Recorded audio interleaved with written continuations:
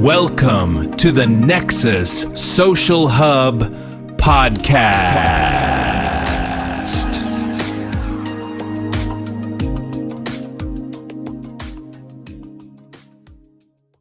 Imagine just for a second that you are standing on the surface of Mars. Oh, wow. Okay.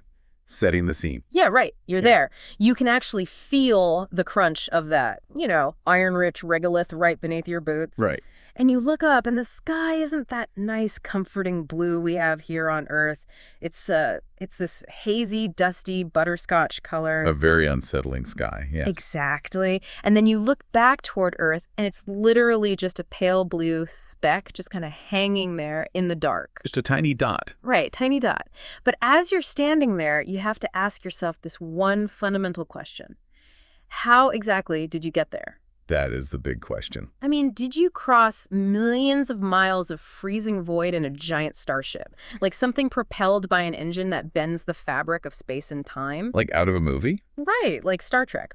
Or did you arrive in a flash of laser light? Like literally beaming your digital consciousness across the solar system at the speed of light. And then waking up in a synthetic body. Yes, a synthetic body that was just waiting for you on the red planet. I mean, it is the ultimate science fiction fantasy, isn't it? Totally. But what is really, truly remarkable about this stack of research and literature we're doing a deep dive on today is that, well, we've actually crossed a threshold. What do you mean by that? I mean, we are now at a point in human history where we can evaluate these scenarios not just as fun fiction, but as rigorous, tangible engineering and physics problems. Oh, wow. Yeah, we actually possess the mathematical and physical frameworks to figure out exactly what the universe will, allow us to do. Okay, let's unpack this, because if we are going to talk about manipulating reality to the point of literally beaming a human being to another planet, we first have to understand how we even learn to read the rule book of reality, right? Exactly. We didn't just stumble into this. Right. We can't talk about space travel physics or like the neuroscience of the human brain without looking at the epistemic shifts in physics that our sources detail. The history is so important here. Yeah, because understanding how to manipulate reality means understanding how we view it in the first place. But they definitely didn't just wake up one day in the quantum era. No, not at all. Yeah. The evolution of our understanding is this really profound journey. And the sources actually trace us all the way back to the Greek foundation. Oh, right. The Greeks. Yeah, because this was the first monumental shift in human thought about the natural world. I mean, prior to this, the universe was entirely qualitative. And mythological, right. Exactly. Mythological. Yeah. If the wind blew or a volcano erupted, it was just the will of a deity. Someone up there was angry. Right. Causality was completely localized to divine whim. But then you get the pre-Socratics. Thinkers like Democritus and Leucippus. The atomism guys. Yes. They propose atomism. They introduce this radical concept that the whole universe is made of indivisible, fundamental particles just moving through a void. Which, honestly, considering they had absolutely no instruments to measure this stuff, is just a staggering leap of abstract logic. It really is. Like, they essentially laid the philosophical groundwork for modern particle physics just by sitting around and thinking, hey, what happens if I keep cutting this rock in half? Right. Eventually you hit something you can't cut. But that sheer mechanical view, it didn't really take hold, did it? It kind of got completely sidelined. Oh, it was totally sidelined. For over a millennium, actually. Yeah. And it was sidelined by Aristotle. Right, of course. And it's crucial to understand why Aristotle's model dominated for so long. The Aristotelian universe was qualitative, teleological, and deeply, deeply intuitive. Intuitive how?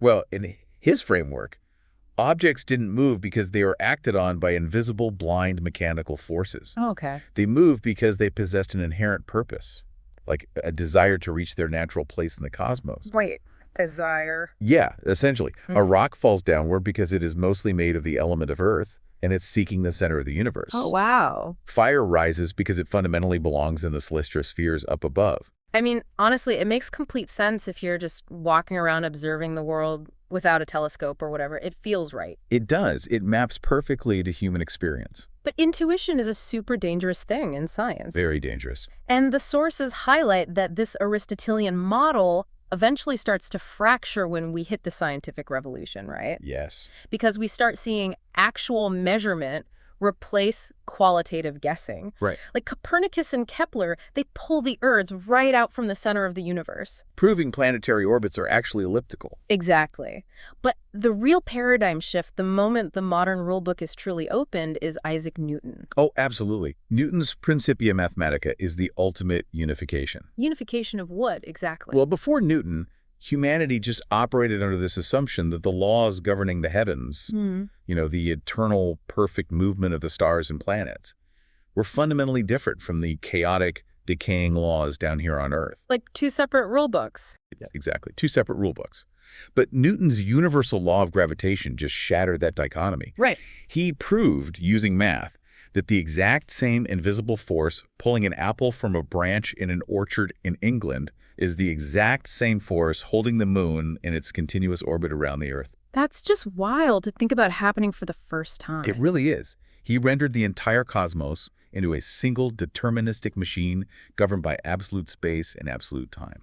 So, okay, if Newton gives us this nice mathematical grid of reality, this absolute clockwork universe, how do we get to the modern era where that clockwork seems to just melt? That's where the fields come in. Because the sources point to Faraday and Maxwell as the next major pivot, right? Shifting us away from objects acting at a distance and into this new concept of continuous fields. Right, because Newton's gravity was this massive mathematical triumph, sure, but it had a philosophical hole that even Newton himself really hated. Action at a distance. Yes, action at a distance. I mean, how can the Earth pull on the moon across hundreds of thousands of miles of completely empty space instantly with no physical mechanism connecting them? It's basically magic. It feels like magic. Yeah. So Michael Faraday, who was working with magnets and iron filings, he didn't have much formal mathematical training, but he had unparalleled physical intuition. So what did he do? He conceptualized that space actually isn't empty. It's permeated by these invisible lines of force. Like the lines you see when you put a magnet under paper with iron filing. Exactly that. Then James Clerk Maxwell came along, and he took Faraday's physical geometry and formalized it into a rigorous mathematical framework. The famous Maxwell equations. Right. And Maxwell's equations proved that electricity and magnetism were actually two sides of the exact same coin. Which is huge. And even bigger, he proved that light itself was an electromagnetic wave rippling through this ubiquitous field. Which entirely changes the substrate of reality. I mean, we go from a universe of isolated billiard balls magically pulling on each other to a universe filled with continuous dynamic fields. It's a completely different way of seeing the world. And that perfectly sets the stage for the absolute upending of reality in the 20th century. Because then Einstein comes along, Right. and he just strips away the whole idea of absolute space and time, weaving them into a single malleable fabric called space-time. Exactly. Gravity isn't a force pulling across space anymore. It is the actual curvature of space-time itself caused by mass. And then, like, concurrently, the quantum revolution erupts. You've got Planck, Heisenberg, Bohr, and we just lose determinism entirely. Entirely. Like at the microscopic level, we're suddenly dealing with probability distributions, wave-particle duality, the uncertainty principle. It's chaos. It seems like chaos, but this brings us to a really vital concept detailed in the text. This idea of nested domains of validity. Okay, break that down for me. Well, pop science frequently presents the history of physics as this series of assassinations. Like, Einstein killed Newton. Right. Einstein proved Newton wrong, quantum mechanics proved Einstein wrong. But that is a fundamental misunderstanding of how the scientific method actually works. Oh, really? Yeah. Science establishes nested domains. Newton's laws are not wrong. Huh. They're extraordinarily precise and valid. But only in certain situations. Exactly. Their domain is limited to macroscopic objects moving at relatively low speeds in weak gravitational fields, like a baseball or a car. You know, it's like we started by learning the rules of chess by just like watching the pieces move from across the room. Oh, I like that. Yeah, that's Aristotle, right? Yeah. Grasping the basic qualitative patterns. Oh, that piece goes straight. That one goes diagonal. Right. Then we figured out the actual mathematics of the grid and the exact movement capabilities of every single piece. That's Newton. Spot on. And now, with relativity and quantum mechanics, we're realizing that, oh wait, the heavy pieces actually cause the wooden board itself to warp? And some of the pieces can somehow exist in a superposition of multiple squares at the exact same time. That captures the epistemic progression perfectly. We move from qualitative observation to deterministic absolute frameworks, to probabilistic and geometric complexities. So Einstein's domain encompasses the high speeds and massive gravity. Right. And quantum mechanics governs the really, really microscopic stuff. Exactly. But if physics is simply this series of nested domains, is the search for a theory of everything, like string theory or loop quantum gravity, which the sources spend a lot of time analyzing, is that just a fool's errand? How do you mean? Like, are we just destined to keep opening smaller and smaller nested boxes infinitely? Or is there a bottom? Well, the search for a unified theory, like a theory of quantum gravity, isn't necessarily about finding the final smallest box. Okay. It's really about resolving the catastrophic mathematical breakdowns that happen where our current domains overlap. Ah, so when the rules clash. Yes, exactly. General relativity works beautifully for the macroscopic universe. Quantum mechanics works beautifully for the microscopic. But What happens if you put them together? right.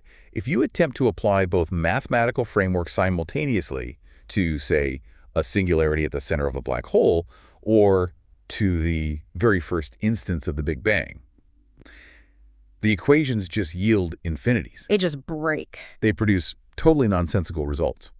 So theories like string theory, which posits vibrating one-dimensional strings as the fundamental constituent of reality, or loop quantum gravity, which attempts to quantize the very fabric of space-time into discrete little loops. These are mathematical research programs striving to find a single framework that transitions smoothly across all scales. Right. However, as the sources strictly point out, as of our current capabilities, these remain very elegant mathematical hypotheses that lack experimental confirmation. We can't test them yet. Right, they're just on paper. And, this deep dive into the evolution of physics isn't just some abstract history lesson for us. No, not at all. This is the literal, inescapable rule book we are forced to play by when we talk about pushing humanity out into the solar system. You can't just ignore it. Exactly. We can't simply invent a fictional propulsion system because it suits our ambitions, right? We were completely shackled to the thermodynamic realities of the universe. Precisely. If we are evaluating the reality of traveling to Mars, we absolutely must confront the absolute tyranny of the Tsiolkovsky rocket equation. Oh, the rocket equation. It is just brutal. It's this unforgiving mathematical reality of spaceflight. It really is. Let's break down exactly why it is such a monumental hurdle for our listener. To move mass through the vacuum of space, you have to expel propellant out the back of your vehicle to generate thrust, right? Right, conserving momentum. But that propellant has mass itself. That's the catch. So to accelerate the propellant, you need additional propellant, which increases the total mass of the ship, which requires even more propellant to move that new mass. It's a nightmare. It creates a vicious exponential curve of diminishing returns. Yeah. The rocket equation essentially dictates that to achieve a significant change in velocity, what we call delta V, a spacecraft must be composed overwhelmingly of propellant by mass. Like almost the whole ship is just fuel. Exactly. The payload, the actual human beings, the life support, the scientific instruments, it becomes a minuscule fraction of the total vehicle mass. That's so frustrating. It is. And the sources delve into the thermodynamics of this, highlighting that a space engine is fundamentally just an energy converter.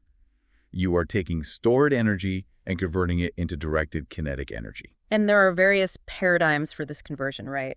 We have chemical rockets, which we use to escape Earth's gravity well. Right, like the Saturn V or Falcon 9. They provide immense thrust, but their specific impulse, basically their efficiency is relatively low. Like they consume all their fuel in a matter of just a few minutes. A huge, glorious explosion, and then it's done. Yeah.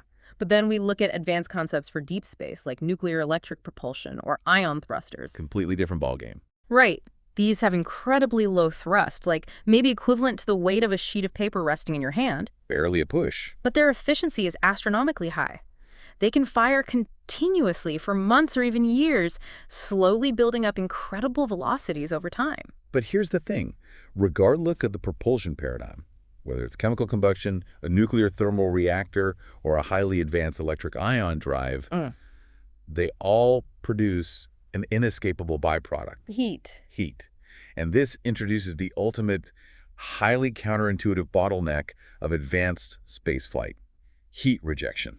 I'm so glad we're talking about this because this is a concept that constantly trips people up. All the time. Because space is freezing. Deep space is just a few degrees above absolute zero. Why on earth would overheating be the primary engineering bottleneck in an environment that is literally that cold? It's a great question. Yeah. It's because space is a vacuum, and a vacuum is an exceptional insulator. Okay, explain that. Think about it on Earth.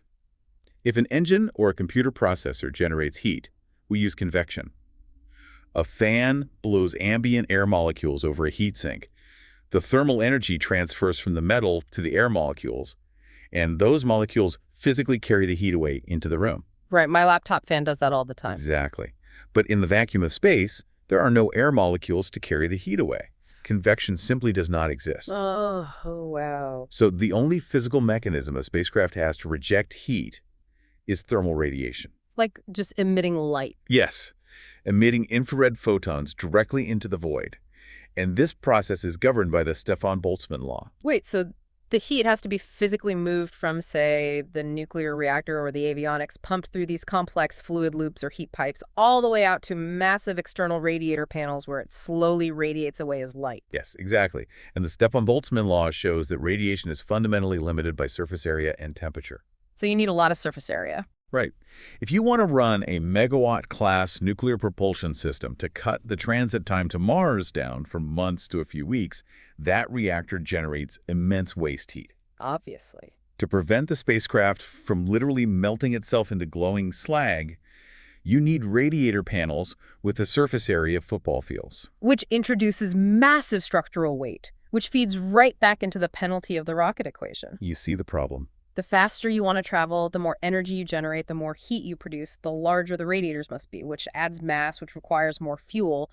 It is just a vicious thermodynamic loop. It is an inescapable loop, but the sources draw a fascinating parallel here, which I love. They move from the thermodynamics of the engines to the thermodynamics of the avionics and communication systems. Right. And this requires an understanding of Landauer's principle and Claude Shannon's information theory. Let's dig deeply into this, because connecting information processing to thermodynamic heat is, it's not intuitive at all. No, it's really not. How does downloading a file or computing a trajectory generate a hard physical limit? Well, Rolf Landauer, who was working at IBM back in the 1960s, demonstrated something incredible. He showed that information is not merely a mathematical abstraction, it is fundamentally physical. Okay. Landauer's principle states that there is a minimum possible amount of thermodynamic work required to manipulate information, specifically when erasing a bit of information. Let me make sure I'm grasping the mechanism here. Why does erasing data cost energy? That feels backwards. It comes down to entropy. In a computer memory, a bit can be a 1 or a 0, right? Right. If you erase that bit, say resetting it to 0, regardless of what it was, before you have decreased the logical entropy of the memory system. Because it's no longer random. Right. You have taken a state of uncertainty and forced it into a known state. But the second law of thermodynamics dictates that the total entropy of a closed system must always increase. Oh. Therefore, the decrease in logical entropy inside the computer chip must be balanced by an increase in physical entropy in the surrounding environment. And that physical entropy, manifests entirely as heat. that is mind-blowing. So computation at its most fundamental physical level is literally a heat-generating engine. Yes. An autonomous deep space probe that's out there calculating complex orbital mechanics with billions of operations per second is physically bound by Landauer's limit. It generates a thermal footprint just by thinking. Exactly. Just by processing data. And this physical limitation extends to how that probe communicates with Earth, which is governed by Claude Shannon's channel capacity. Who was Claude Shannon? He's basically the father of information theory.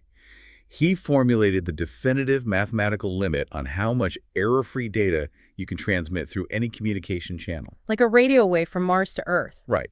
And the capacity is dictated by the bandwidth of the channel, the power of your transmitted signal, and crucially, the background noise. So if a probe at Mars is transmitting data back to Earth via radio, it's battling the inverse square law, meaning the signal gets exponentially weaker over distance, while simultaneously fighting all the cosmic microwave background radiation and solar noise. Exactly. So to send more data, you need more power, which generates more heat, which requires bigger radiators, which requires more fuel. It all comes back to the rocket equation in heat. Here's where it gets really interesting. Getting a physical ship to Mars isn't just an aerospace problem. It is a profound thermodynamics, heat rejection, and data compression problems. Perfectly stated. Every course correction and every single megabyte of telemetry is tethered to these immutable physical laws. Yes. So if classical thermodynamics and information theory build these massive, impassable walls around spaceflight, why can't we just turn to the quantum domain to tunnel through them? The sci-fi dream. What about all those theoretical concepts we hear about constantly, like quantum warp drives or, pulling infinite energy from the quantum vacuum? This is exactly where the sources mandate a really rigorous debunking of popular science fiction. We have to pop the bubble. We do. We must delineate what quantum mechanics actually permits from what just sounds really compelling in a speculative physics paper. Right. Let's evaluate the warp drive concept first, the Alcubierre drive. Right, Miguel Alcubierre. Because the mathematics for this have actually been published.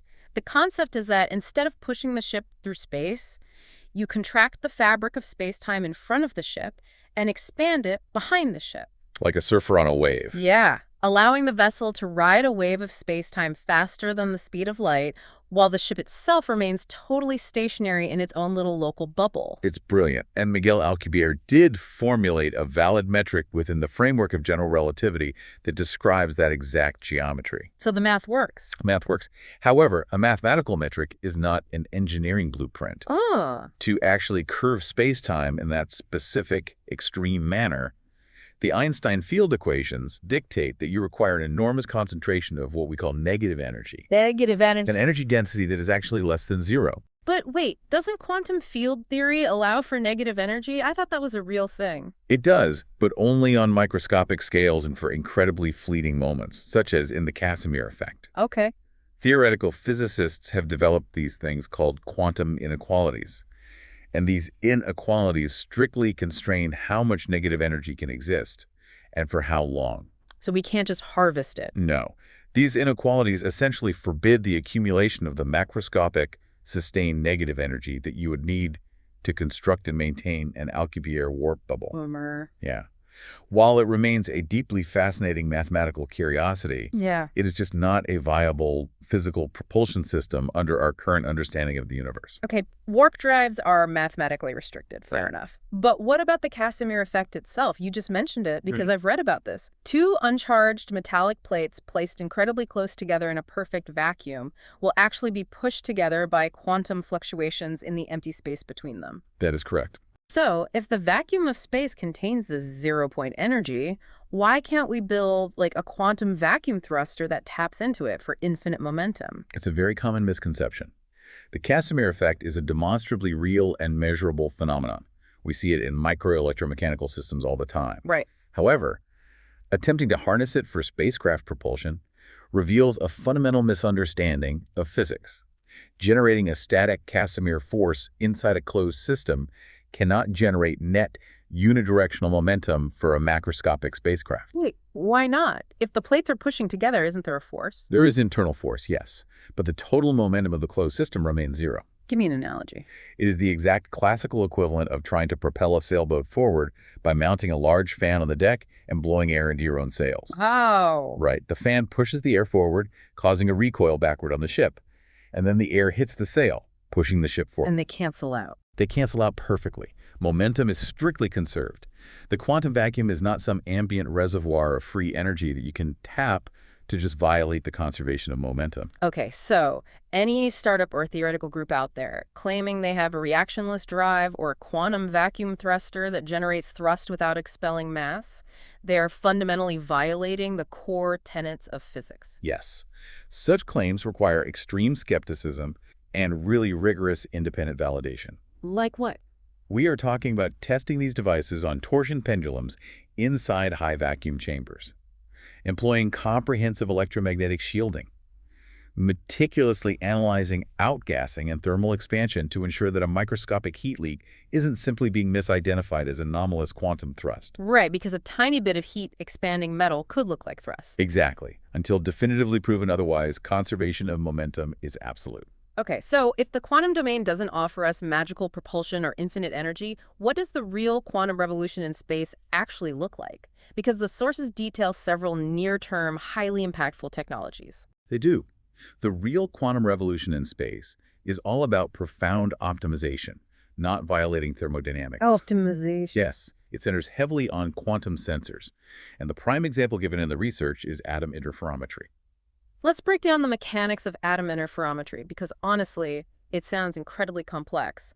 How on earth do we use atoms to navigate? It's actually brilliant. It relies on the quantum principle of wave-particle duality. Okay, so particles acting like waves. Right. Just as light can exhibit properties of both a wave and a discrete particle, matter, like individual ultra-cold rubidium atoms, can be manipulated to act as a wave. Wow. So in an atom interferometer inside a spacecraft, we use precise laser pulses to literally split the quantum wave function of an atom. Wait, so the atom is essentially existing in a superposition, traveling down two separate physical paths simultaneously inside the instrument. Precisely. The atom traverses two distinct paths, and then subsequent laser pulses recombine the wave function. And what happens when they recombine? When the two paths recombine, they create an interference pattern, much like ripples overlapping in a pond. Okay. Because the internal state of the atom is so phenomenally sensitive that interference pattern will shift based on the absolute smallest changes in acceleration, rotation, or the local gravitational field that the spacecraft experienced during the tiny fraction of a second the atom was split.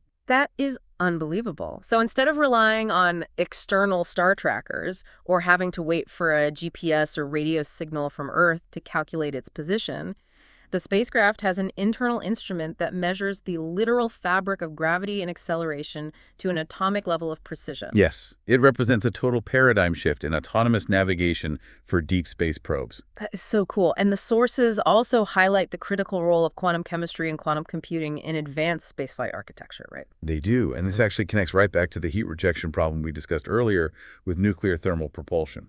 Oh, right, because the material science required to build a reactor that runs liquid hydrogen through a core operating at thousands of degrees. That's kind of beyond our current metallurgical capabilities, right? It's a combinatorial nightmare for classical supercomputers. Simulating the exact quantum mechanical interactions, the electron orbital overlaps, and the thermal stress limits of novel alloys or radiation shielding at the atomic level. It requires immense computational power. Power we don't have classically. Right. But a quantum computer, which operates using the very quantum states we are trying to simulate, could model these extreme temperature materials perfectly. It would allow us to engineer new alloys that can withstand the horrific thermal stresses of advanced propulsion systems. Okay, there is one more quantum technology the sources cover, and that's communication. We discussed Shannon's physical limits on data bandwidth earlier. Can quantum tech help us communicate with a Mars colony better? What about quantum key distribution? Yes, quantum key distribution, or QKD. It utilizes the properties of quantum states to establish secure cryptographic keys between Earth and Mars. How is it more secure?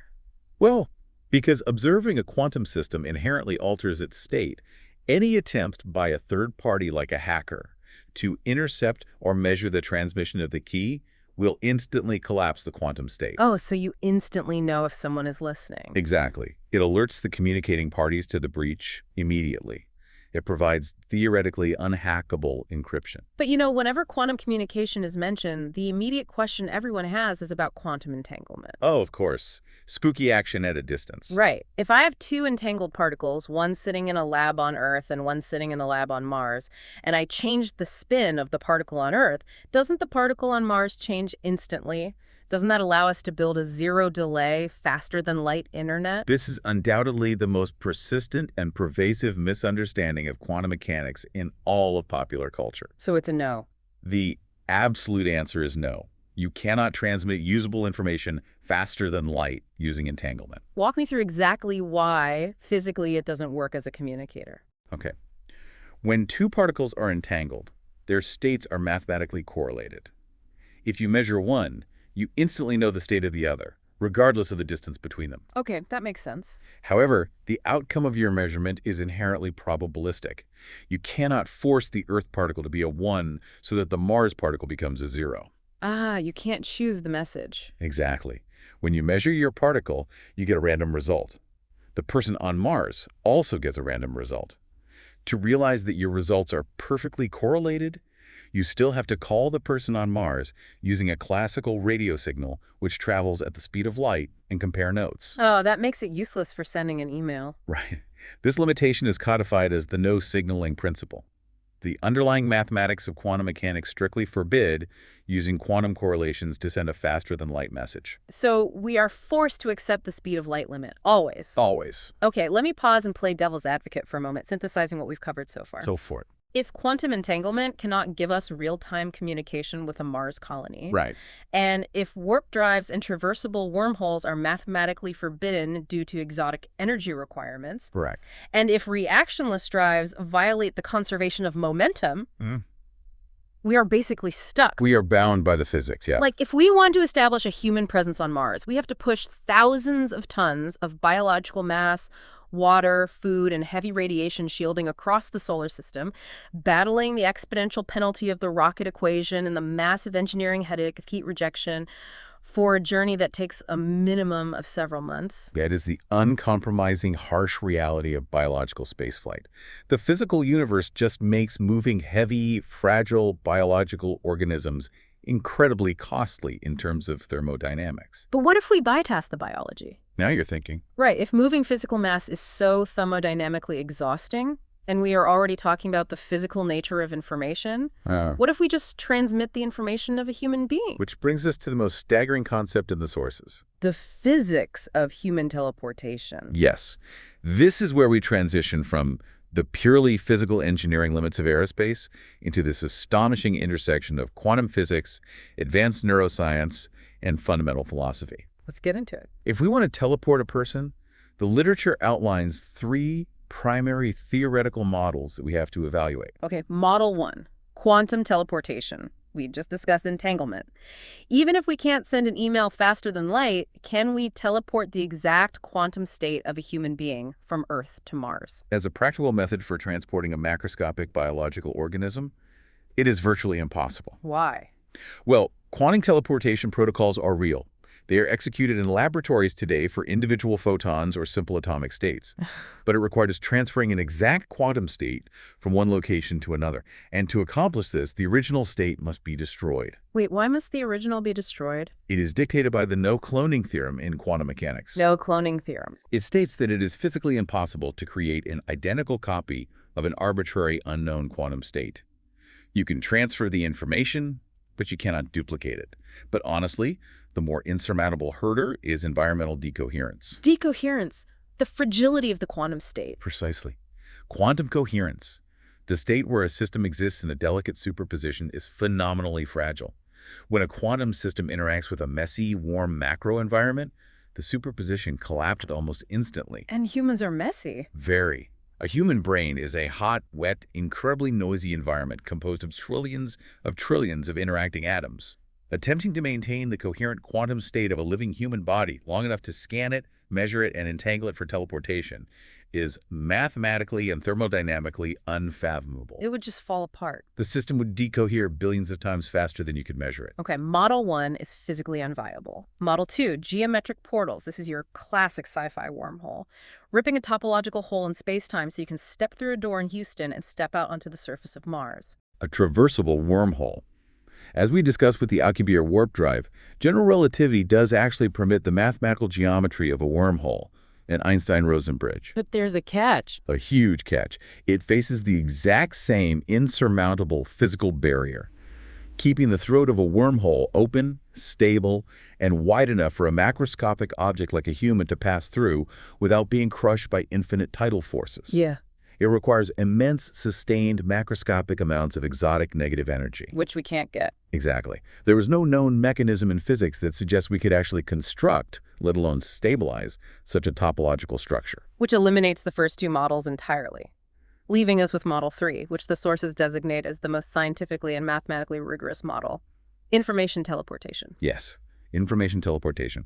Do not send the atoms. Atoms are heavy, generic, and everywhere. Send the instructions. We aren't bending spacetime, and we aren't relying on fragile quantum superpositions. We are essentially constructing a highly advanced biological 3D fax machine. That is a functionally accurate analogy, yes. Information teleportation obeys every known law of physics. It obeys the universal speed limit of light, and it obeys the conservation of mass and energy. So how would it work? The theoretical process is conceptually straightforward. You place the person in a scanner on Earth. You scan them down to the requisite molecular or synaptic resolution. You encode that structural and dynamic data into a huge digital file. Okay. You transmit that massive file via high-bandwidth laser communication to a receiving station on Mars. You utilize advanced error correction algorithms to ensure the signal doesn't degrade over the distance. Because it's a long way. Right. Yeah. And finally, an advanced assembly machine on Mars utilizes raw, locally sourced carbon, hydrogen, oxygen, and other elements to physically reconstruct the person based entirely on that digital blueprint. You know, it sounds deceptively simple when you lay out the steps like a manufacturing process. Scan, encode, send, print. But the transmission of the data across the solar system isn't the true bottleneck here, is it? I mean, we transmit laser data to deep space probes currently. The engineering of the transmission is kind of a known quantity. Exactly. The laser transmission is standard, albeit extremely high bandwidth, communications engineering. The ultimate hurdle, the true scientific mountain that dwarfs all the aerospace challenges we've talked about, is the scanning and the reconstruction. Because what are we even scanning? Right. Because before we can build the machine, we must answer a profound biological question. What exactly are we scanning? So what does this all mean? If we are essentially faxing a human being, what is the file format of a human soul? We are not just a single static JPEG of memories that you can just pull off a hard drive. No, and that is the pivotal question of the entire endeavor. To answer what constitutes the data file of a human, we have to plunge into the depths of modern neuroscience, connectomics, and the staggering biological scale of the human self. We have to decode the physical nature of memory. Exactly. Starting with the enneagram. The enneagram. It sounds like a piece of esoteric hardware from a cyberpunk novel. What exactly is it in neurobiology? An engram is the physical, biophysical trace of a memory within the brain. For decades, neuroscience operated under this flawed assumption that memories might be localized. Like stored in a specific spot. Right. That a specific memory of your childhood was stored in a specific cluster of cells, much like a file in a specific folder on a computer. But that's not how it works. Modern neuroscience has completely dismantled that idea. An enneagram is not localized. It is a widely distributed, highly complex network of neurons spanning multiple brain regions, intricately modified by the process of learning and experience. So my memory of learning how to ride a bicycle isn't a video file stored in the hippocampus. It is a specific distributed pattern of synaptic connections that reactivates and fires in a precise sequence when I recall the event. Precisely. It relies heavily on synaptic plasticity, the ability of the physical connections between neurons to strengthen, weaken, or form entirely new branches based on experience. Wow. So to capture a person's memories, their personality nuances, their acquired skills, and their emotional predispositions, the teleportation scanner would have to map multiple incredibly complex biological layers of the brain. Let's walk through those layers because the sheer scale detail in the sources is honestly almost incomprehensible. We start at the highest level, right? Macroanatomy? Yes, layer 1 is macroanatomy. This encompasses the physical shape of the brain, the volume of specific regions like the amygdala or the prefrontal cortex, and the major structural pathways of white matter, tracks connecting the hemispheres. Okay, so like an MRI scan. Exactly. This is the level of resolution we can currently observe with a high-powered MRI.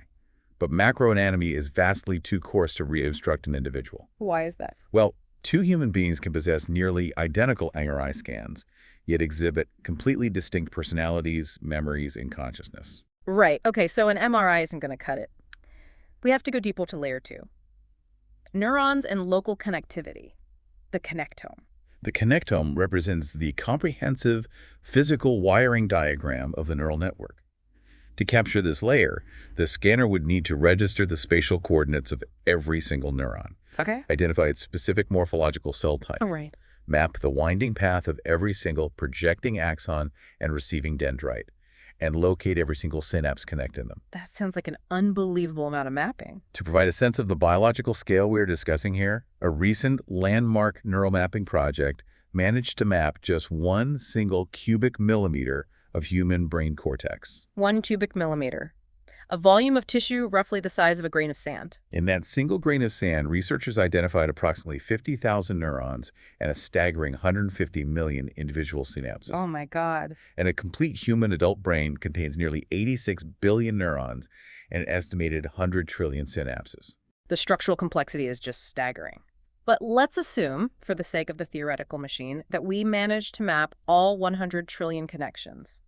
We have the complete physical wiring diagram. Are we done? Is that structural map the totality of me? Almost certainly not. The sources indicate that a purely structural connectome is insufficient. We must descend to layer 3, the synaptic and molecular state. It gets even deeper. Yes. It is not enough to merely know that neuron A connects to neuron B. You must know the specific functional weight and excitatory or inhibitory strength of that specific synapse. Right, because some connections are stronger than others. Exactly. The scanner would likely need to map the density of neurotransmitter receptors on the postsynaptic membrane, the distribution of ion channels, the presence of local proteins, the state of the astrocytic glia supporting the synapse, It never ends. and perhaps even epigenetic markers, how a lifetime of environmental exposure and experiences has chemically modified the expression of DNA within those specific cells. Okay, the data requirements are scaling exponentially with every single layer. Let's look at the raw data size just to capture the connectome and some molecular weights.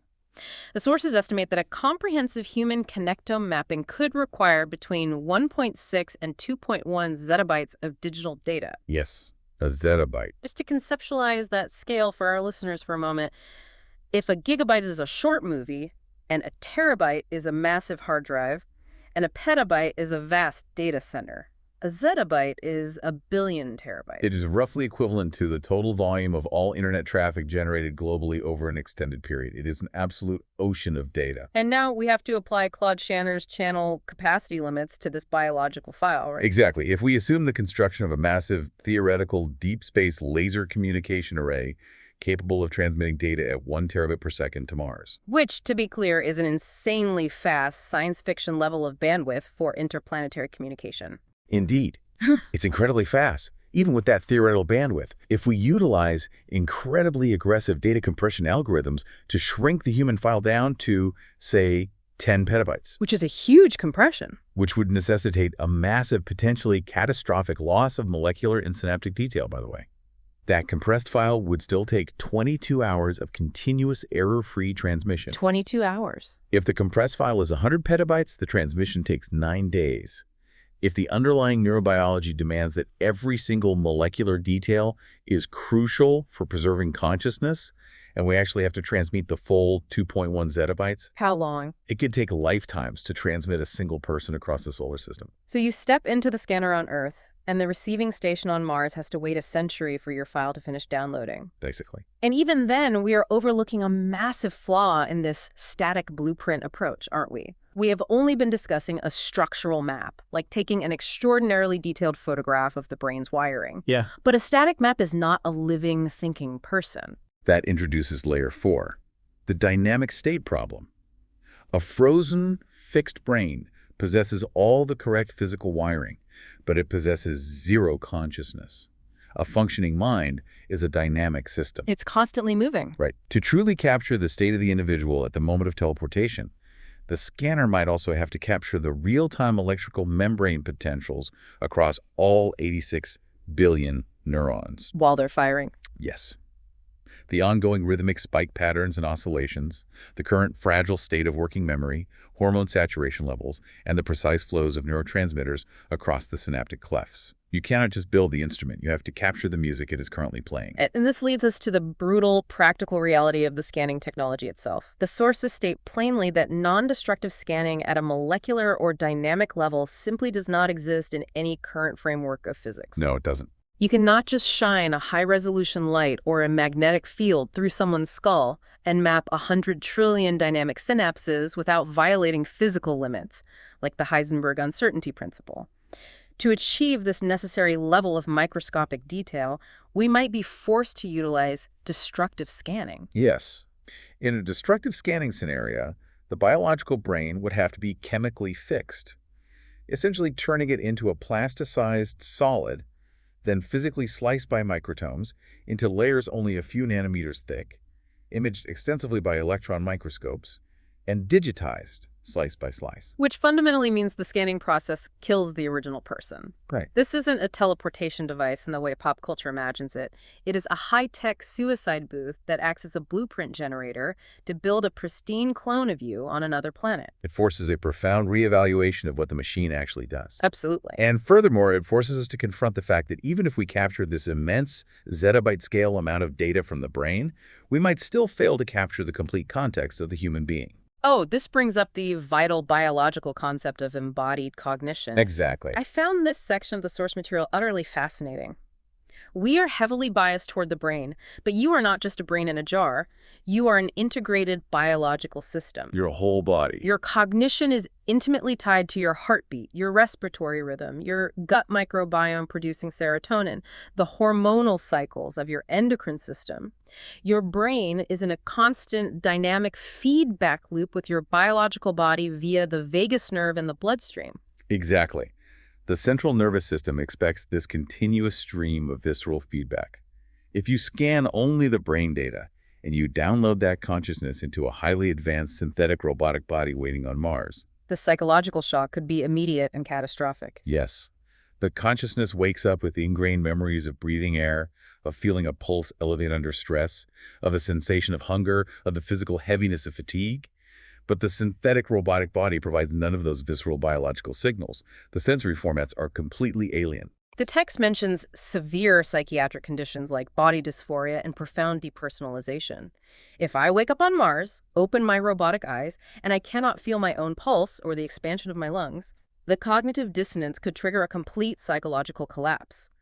I might go entirely insane simply because the physical hardware does not match the software's deeply encoded expectations of reality. It demonstrates that teleporting the data is only a fraction of the challenge. We would have to meticulously reconstruct an environment, whether it is a perfectly cloned biological body or a synthetic body with impossibly complex simulated visceral feedback that the consciousness can actually inhabit and operate within without breaking down. Right. But even if we solve the data transmission, and even if we construct the perfect biological clone body on Mars, this entire engineering project collides with a theoretical wall that is far more daunting than data compression or aerospace thermodynamics. Right. Let's assume the engineering is flawless. We utilize a theoretical non-destructive scanner. We map your brain down to the exact quantum and molecular state. We transmit the zettabytes of data flawlessly. We construct a biologically perfect, exact replica body on Mars, complete with a beating heart and breathing lungs, and we boot the system up. Okay, the system boots up. The person on Mars opens their eyes. They possess all of your memories. They have your exact personality. They love who you love. They claim adamantly to be you, but...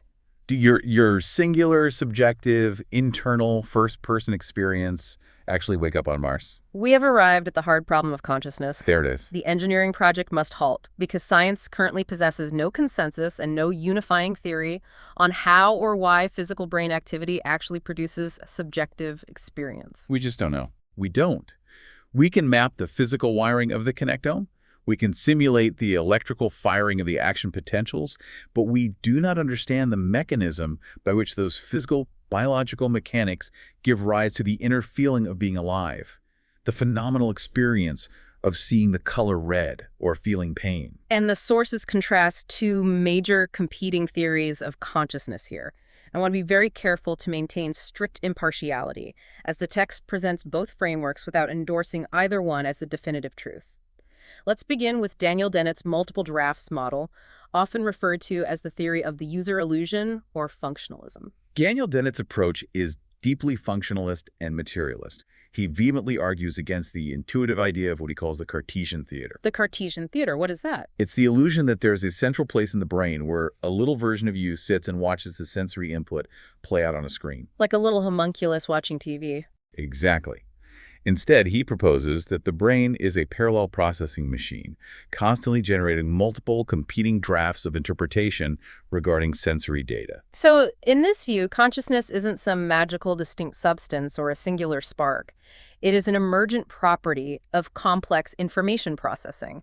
It is an interface. Right. The brain creates the illusion of a unified self simply to manage and streamline its own extraordinarily complex internal operations, allowing the organism to interact with the environment effectively. Exactly. It's an evolutionary interface, and the implications of Dennett's functionalism for teleportation are absolute and profound. How so? Well, if consciousness is entirely functional, If it is simply what the brain does rather than what the brain is, then substrate independence holds true. Meaning the hardware doesn't matter. Right. If you perfectly copy the functional organization and the information processing architecture of the brain, you copy the consciousness, period. Right. It does not matter if the algorithm is running on biological wet meat, or if it's running on advanced silicon chips, or a synthetic clone on Mars. So under this view, it works. Yes.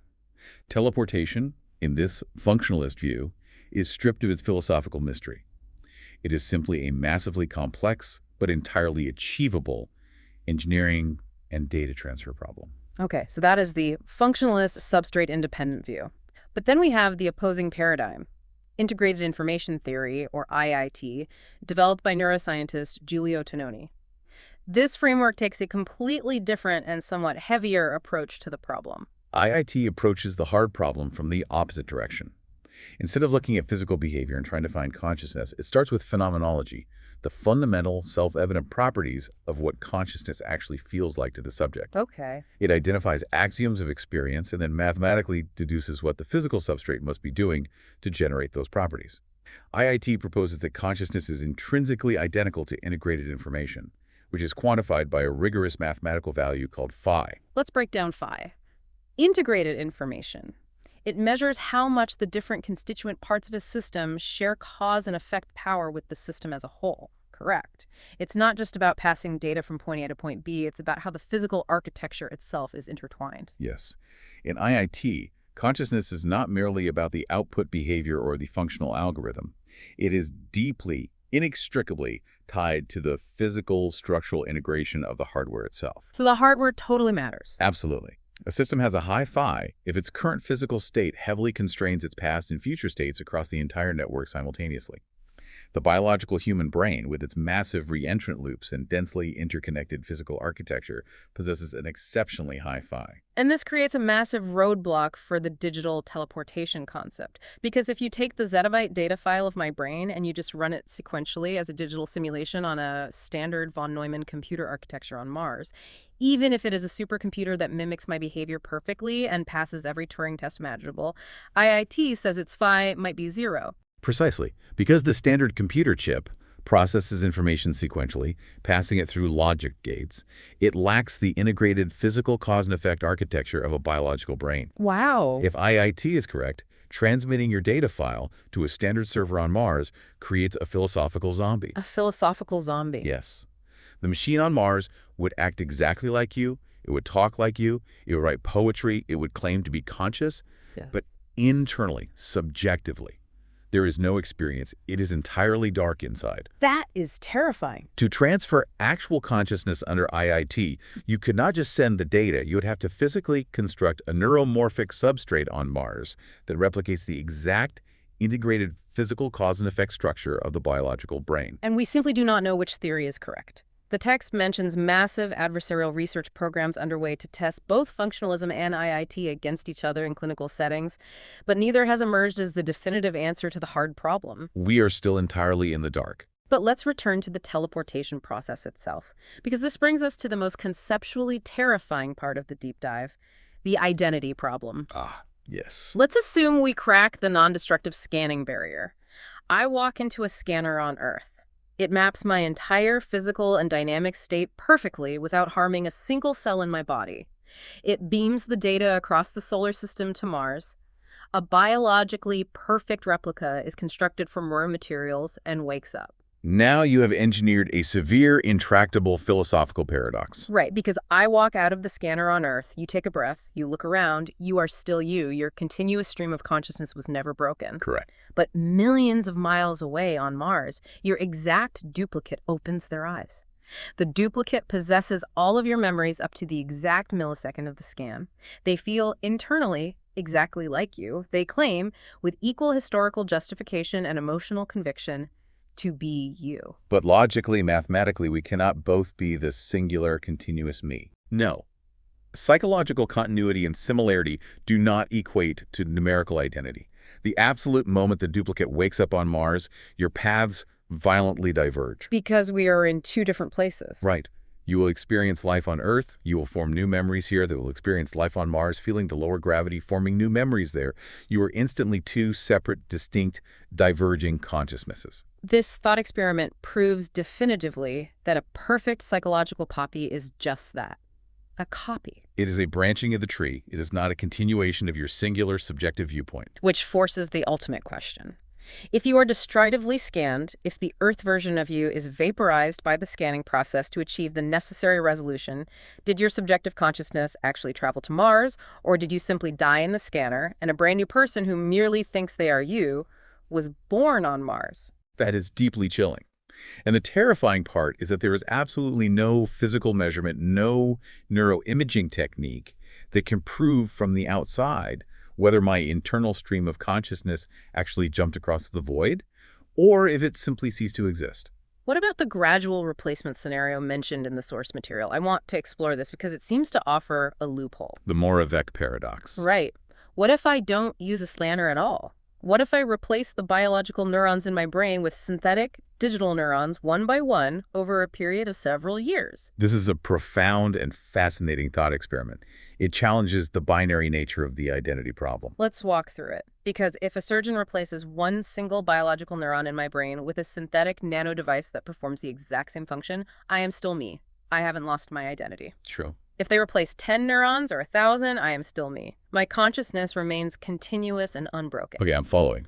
So, I undergo a gradual procedure. I replace all 86 billion neurons one by one while I am wide awake, perhaps sitting in a chair chatting with the doctors over a few weeks. Ship of Theseus style. Exactly.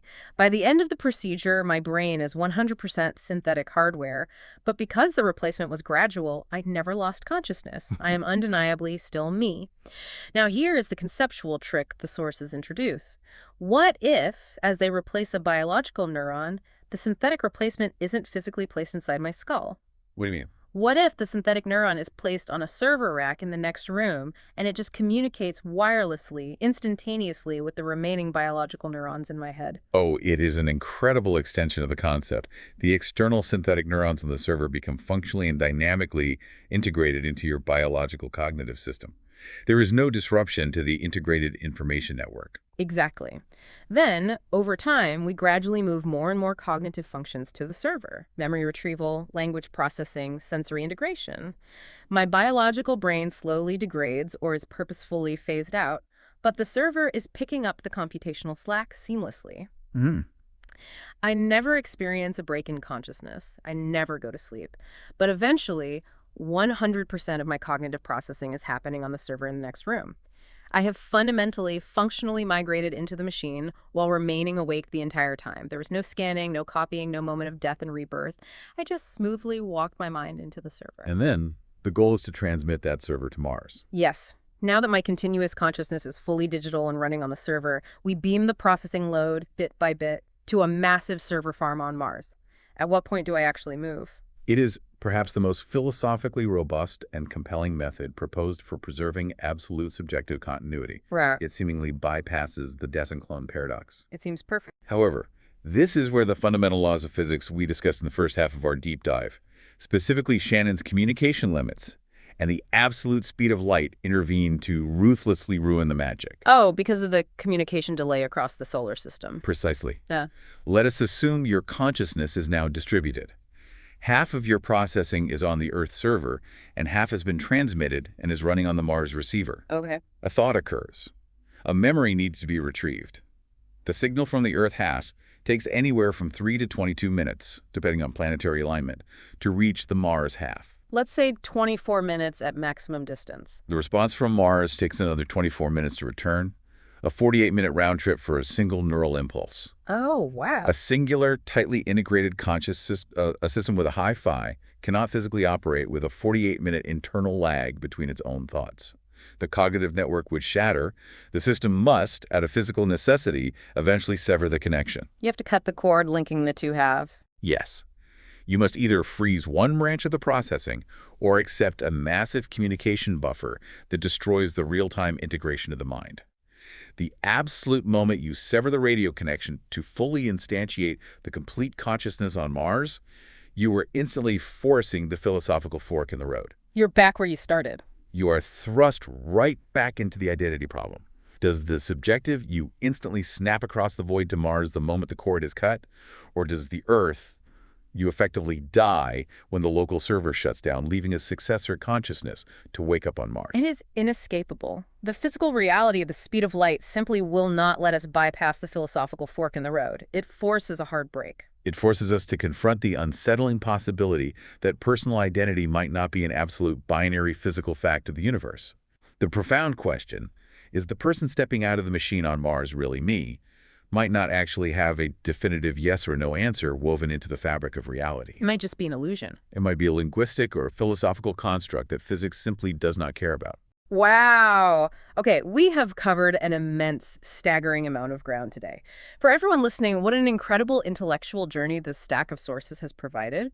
We started with the ancient Greeks, armed only with their imagination, trying to deduce the fundamental building blocks of reality. We covered a lot of history. We did. We traced the evolution of physics from Aristotle's qualitative intuition through Newton's absolute clockwork determinism into the continuous fields of Maxwell, and finally into the warped spacetime of Einstein and the probabilistic uncertain nature of quantum mechanics. Right.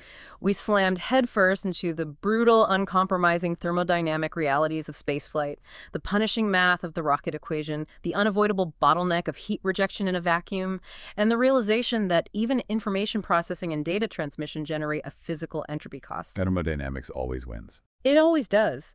We rigorously debunk the sci-fi fantasies of warp drives and reactionless engines by adhering to the conservation of momentum and energy, while simultaneously marveling at the real quantum revolution. Atom interferometers navigating by the ripples of gravity, and quantum computers simulating the metallurgy of the stars. And we face the sheer, almost incomprehensible biological and data scale required to digitize a single human being. Zettabytes of dynamic, molecular, synaptic information representing the physical architecture of a mind. And finally, we confronted the ultimate unsolved mysteries of our own consciousness, the hard problem, the clash between functionalism and integrated information, the terrifying paradoxes of the identity problem and gradual replacement. And while you, listening to this right now, might not be stepping into a molecular teleportation pod tomorrow morning, the underlying science we have dissected today is not merely abstract theory. No, it's very real. The advanced neuroscience, the connectome mapping projects, the quantum computing architectures, and the thermodynamic propulsion physics being researched and developed right now. To answer these exact questions, they are going to fundamentally define and shape the artificial intelligence models and the deep space industries that you will intimately interact with in the coming decades. Indeed, they will. Yeah. Which leaves us with a final, deeply provocative thought drawn directly from the conclusions of our source material, something for you to ponder long after we finish. Lay it on us. Technology is advancing along an exponential curve, far outpacing our philosophical frameworks. It is highly probable that our engineering might become capable of creating perfect, functional, digital duplicates of human beings, capturing our memories, our personalities, our exact behavioral outputs in silicon long before human society or neurobiology ever reaches a satisfactory, scientifically proven definition of what a conscious person actually is. Oh, wow. We are on track to build the portal and perhaps even turn it on before we truly know who or what is stepping through it. That is a thought to keep you up at night. Staring at the ceiling, keep wondering, keep questioning the nature of your own reality, and keep diving deep into the source material. Until next time.